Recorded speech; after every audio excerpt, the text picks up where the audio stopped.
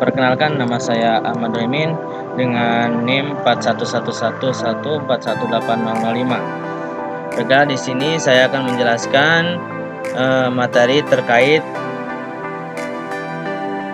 struktur dasar algoritma, gitu ya. Langsung saja kita ke materi ya.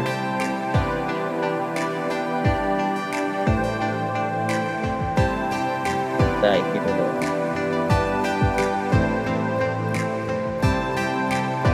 Pernyataan. Setiap langkah di dalam algoritma dinyatakan dalam sebuah pernyataan atau statement, atau istilah lainnya itu instruksi. Sebuah pernyataan berisi aksi yang dilakukan. Bila sebuah pernyataan dieksekusi oleh pemroses, maka aksi yang bersesuaian dengan pernyataan itu dikerjakan.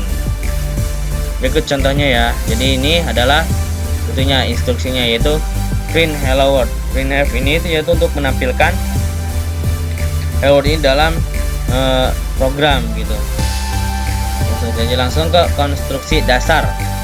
Algoritma berisi langkah-langkah penyelesaian suatu masalah. Langkah-langkah tersebut dapat berupa runtunan aksi, pemilihan aksi, dan pengulangan aksi. Ketiga jenis langkah tersebut membentuk konstruksi suatu algoritma. Nah, contohnya nih bukan contoh gambarnya nih. Ini adalah runtunan, ini pemilihan, ini pengulangan. Runtunan. Langsung saya skip ya. Runtunan. Baca dulu. Algoritma sekuensial adalah algoritma yang langkah-langkahnya dikerjakan atau dieksekusi secara urut dari awal hingga akhir sesuai dengan urutannya. Ini contoh flow chartnya. Ini contohnya teman-teman bisa dilihat ya. Ini jadi ini gitu ya. Perulangan, looping. Algoritma perulangan adalah sebuah struktur dasar algoritma yang menjalankan beberapa langkah tertentu secara berulang-ulang sampai terpenuhinya suatu kondisi. Struktur dasar algoritma ini mempunyai 3 bentuk, yaitu struktur for, struktur while, struktur do while. Untuk struktur for, yaitu ciri utamanya struktur perulangan for adalah terdapat nilai awal dan nilai akhir yang menunjukkan syarat yang harus terpenuhi. Ini for cardnya, dan ini contoh-contohnya, bisa dipahami sendiri ya teman-teman. Sekarang kita ke struktur while. Ciri utama dari struktur while adalah syarat yang ditentukan akan diuji lebih dahulu sebelum instruksi-instruksi dieksekusi dalam perulangan. Ini bisa dilihat ya for cardnya ya. Struktur do while. Ciri utama dari struktur do while adalah instruksi dieksekusi terlebih dahulu, baru syarat akan diuji. Ini for cardnya ya teman-teman. Percabangan atau conditional. Algoritma percabangan. Algoritma percabangan adalah suatu pilihan atau opsi dengan kondisi tertentu. Jika kondisi yang menjadi syarat terpenuhi, maka opsi atau pilihan dijalankan. Jika tidak, maka sebaliknya. Dalam Java terdapat 4 macam jenis percabangan. Yang pertama itu if, kedua if else, ketiga else if, yang terakhir itu switch. Nah, keempat jenis ini memiliki penggunaan masing-masing. Nah, di sini saya akan fokus menjelaskan mengenai tentang percabangan, algoritma percabangan switch case. Itu ya. Fungsi dari algoritma switch case sendiri, yaitu yang pertama digunakan ketika ingin menuliskan percabangan ataupun pengambilan keputusan dengan sangat banyak pilihan.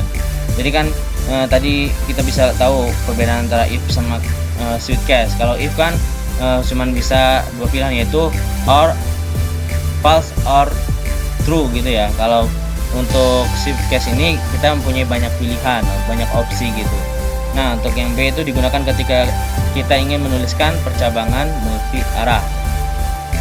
instruksi yang ketiga itu instruksi switch case digunakan sebagai instruksi pemilihan, di mana aksi yang akan dilakukan bergantung pada nilai dari satu macam variabel saja. Gitu.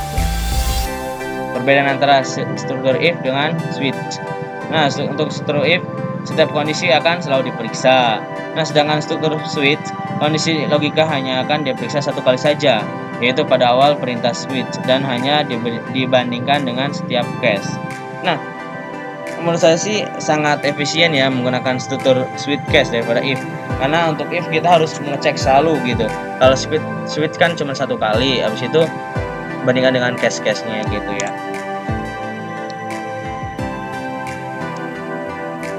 Oke, selesai teman-teman. Nah, sekarang saya akan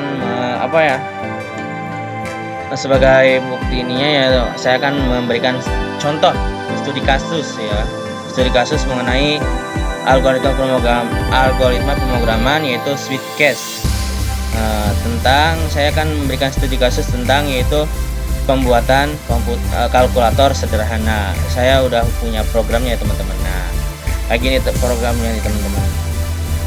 Tuh programnya. Ini adalah coding dari program kalkulator sederhana. Jadi saya akan menggunakan switch case untuk membuat kalkulator sederhana. Ini contohnya ya. Sekarang saya buat dulu headernya. Ini headernya ya. include_studio.h. Terus ini.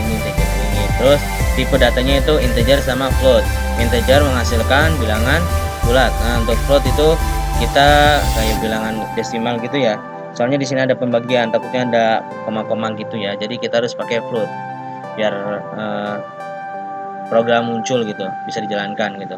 Nah, ini ada printf di sini, itu tugasnya itu menampilkan nanti nanti akan tampil ketika di run gitu ya. Nah, switch case tuh. Switch menu. Nah, nanti kita bakal manggil ini nih. Kita nanti bakal manggil T1, T2, T3, T1, T2, T3, T4. Nah, misalkan T1 berarti misalnya kita mencet nomor 1 pasti munculnya penjumlahan. Terus misalnya yang ini 2, nomor 2 berarti pengurangan, nomor 3 berarti perkalian, nomor 3 berarti pembagian gitu. Nah, untuk nomor 4 itu pembagian. Nah, kalau kita klik angka selain dari 1 sampai 4, maka akan nanti munculnya Anda salah memilih menu gitu.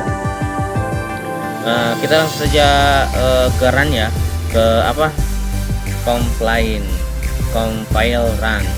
Oke, kita lihat ya hasilnya kayak gimana ya.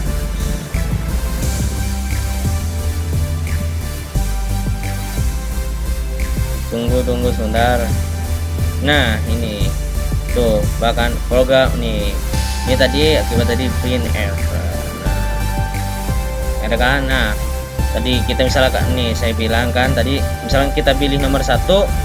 Aduh, kecilin. Oke, misalkan nih kita pilih nomor 1. Mana tadi? Ini ya. Katakan nah. Mana tadi nih? Nah, ini. Nah, misalkan kita pilih nomor 1.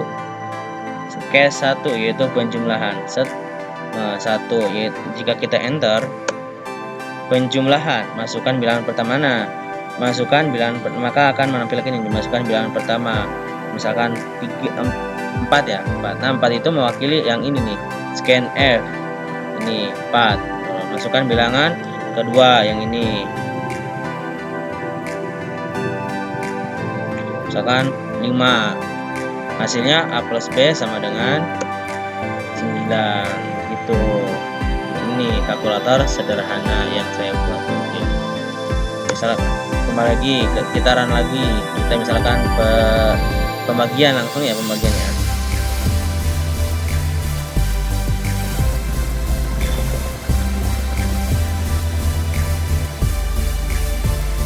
Pembagian nomor berapa? Nomor 4. Kita pilih nomor 4. Run pembagian, masukkan bilangan pertama. Bagus. bilangan pertama misalkan 8, masukkan bilangan kedua yaitu 9. Berapa hasilnya?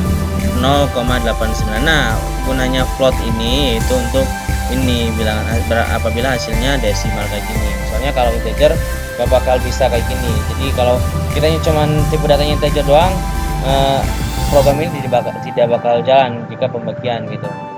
Akan error gitu ya. Oke, enter.